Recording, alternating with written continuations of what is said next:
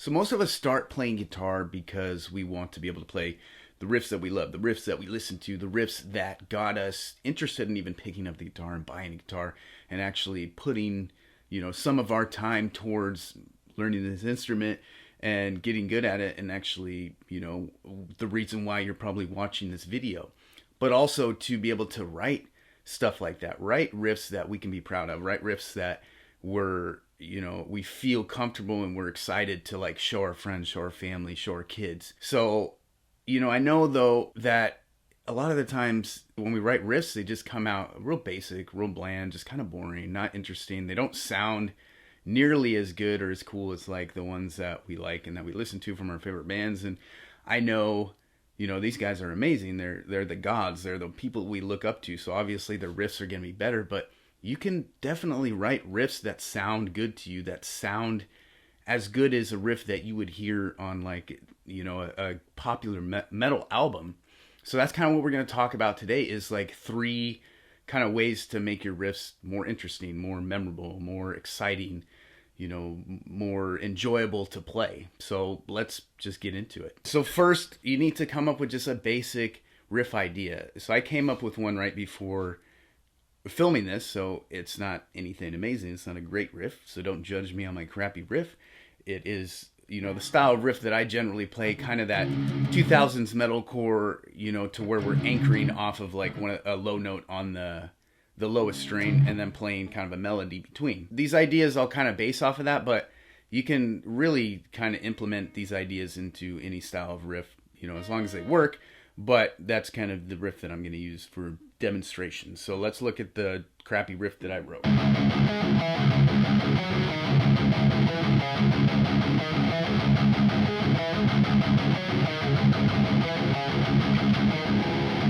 So it's just like that kind of stereotypical metalcore, like 5/7/8 minor scale sounding riff, real basic, nothing too crazy. Some I just came up with real quick. So the first idea that we're going to talk about. So first of all, you just need to come up with like a basic riff idea, something that sounds good to you, something that you're like, okay, if that was like a little more complex, there's a little bit more to it. Like I could be into playing that. I could be into listening to it, and I think it could sound pretty cool. So the first way that we're going to make this riff sound better is that instead of the single note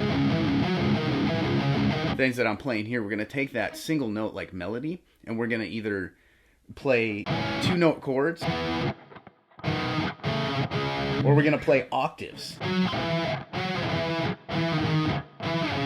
So we're basically going to change those notes into 2-note chords, or we're going to change them into octaves, which, a 2-note power chord is like a 2-note chord. Generally, it's going to be what would be considered the first and the 5th note of the major scale or the minor scale, but it's the same. But it doesn't have to be those 2 notes. I mean, it doesn't have to be just the root note and then the 2 frets away, 1 string up. It can be any combination of notes that you want it to be. So it could be, I'm 4, 5 frets apart here, 2 frets apart, 3 frets apart, 1 fret apart.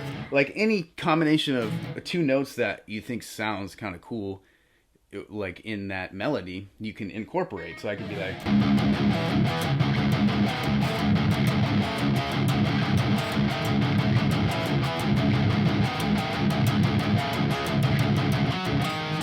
anything that sounds cool. That's just gonna make it add a little bit more depth, kind of add more to it, make it, I don't know, I think it sounds better personally than the.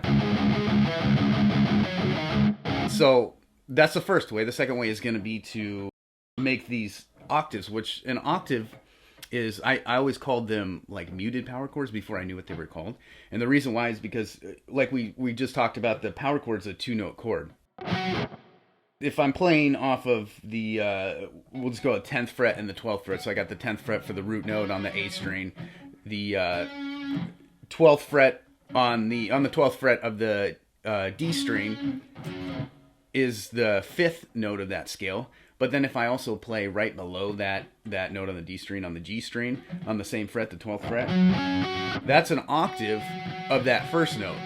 So if I just take this 5th note out, that middle note out, and I just mute it with like, usually I'll mute it with like my ring finger or whatever, or if I play them, however, just basically mute that middle string, the D string in this case, and just play those as like you were playing a chord. Then it's kind of a cool sounding, a little bit bigger sound, I guess, than just a single note.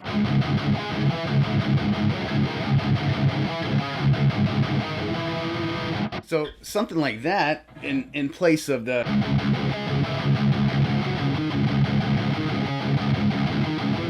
So either, the two-note chords, which I personally like those two-note chords better, but you could even do a combination between the two. You could do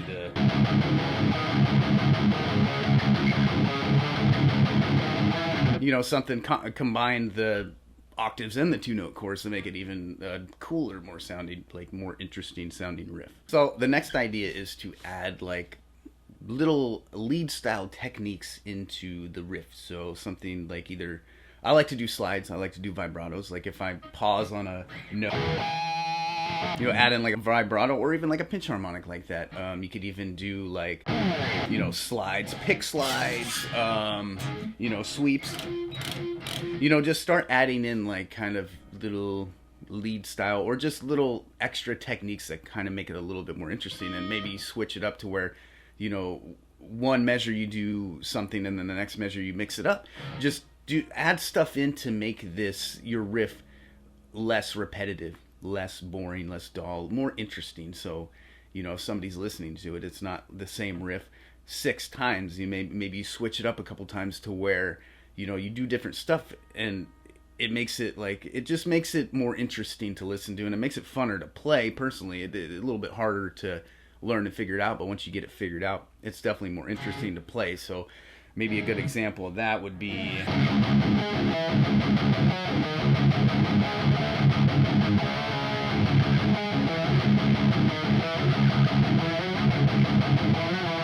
So, and the last idea that I'm going to talk about is generally works better for this style riff to where you're anchoring off of some sort of note and then playing that melody, but you could probably figure it out in different styles of riffs as well. But it's a concept that I call arbitrary galloping. So if you guys don't know what a gallop is, you probably do, but if you don't, that's okay. It's basically when you're picking 3 times and then you rest. Or in a sense, it's like 2 16th notes or 2 fast notes and then a slower note.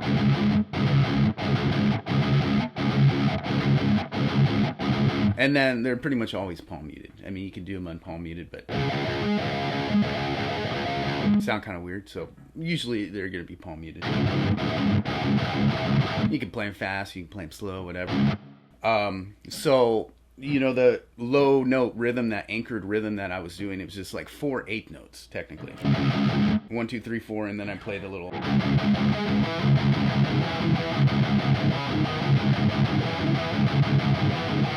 Or whatever, it's basically 4 8 notes before I get into the first part of the melody, and then I go back to 4 8 notes, and then 4 8 notes, and continue. So instead of just doing the 4 8 notes, incorporate gallops in there in kind of a random way. So it's not like... So let me back up. So 1 gallop equals 2 8 notes. So I could basically replace those 4 8 notes with 2 gallops.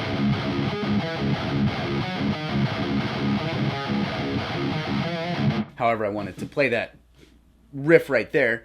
Or what I'm suggesting is that you don't do it the same exact every time. Maybe you do 2 8 notes and then a gallop and then 2 gallops, and then just mix it up to where it's not the same exact every time. So maybe you do an 8th note and a gallop and an 8th note,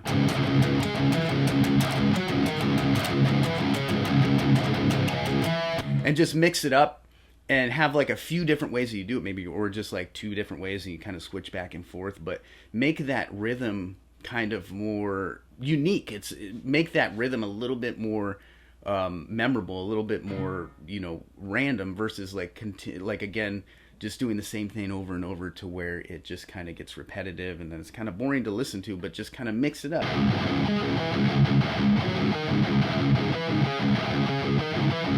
Something to where that rhythm is kind of broken up, or you can even have rests between, some of that stuff too, to where that isn't just that standard like 1 2 3 4.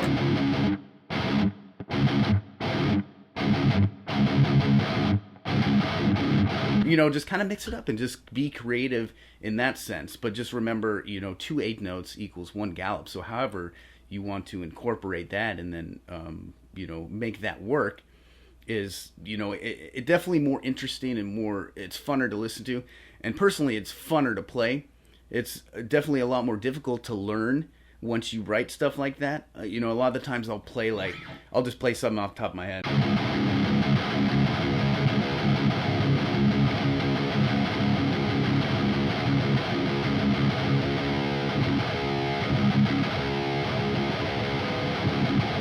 You know, whatever. And it's easy to do when you're not thinking about it, but then you try to go back and replay it, and it takes a while to learn. But I guarantee you that if you write stuff that's a little bit more complex, a little bit more interesting, a little less repetitive and boring, it's ultimately going to be a lot funner to play. It's going to take a little bit longer to learn, a little bit longer to figure out, and it's going to be so much, you know, you're going to have such a better time like playing it, knowing that you put a lot more time into it, a lot more effort, and it's going to be more interesting for people to listen to as well. Anyway, that's basically all I wanted to talk about, just those kind of 3 concepts that I use to make my riffs a little bit, you know, more interesting, more memorable, funner to play. And I hope this helps you guys out. I know that you guys are going to take these ideas and go write much better riffs than I came up with here, because, you know, this is just kind of a real basic riff, and I know that you guys are going to take this and do so much cool stuff with it, and I'm so excited for you guys. Anyways, if you guys want to get good at this style of guitar, you want to get good at riffing, and this is something that is a passion of yours and something that you really want to do, and you just really you don't understand what it is that you should like be practicing, what you should be learning, what you should be incorporating into your practice routines, and ultimately how to like structure a fun, you know, practice regimen or practice framework that is going to get you results and get you the progression that you want to consistently see. I did just finish my 6-week course based off of that exact concept right there, and right now I have it at like a pretty discounted price, like 30% off of what it's gonna sell for originally. So I don't know if that's going to be the case when you see this and when you click on the link, but the link is below and you guys can check that out if you'd like to.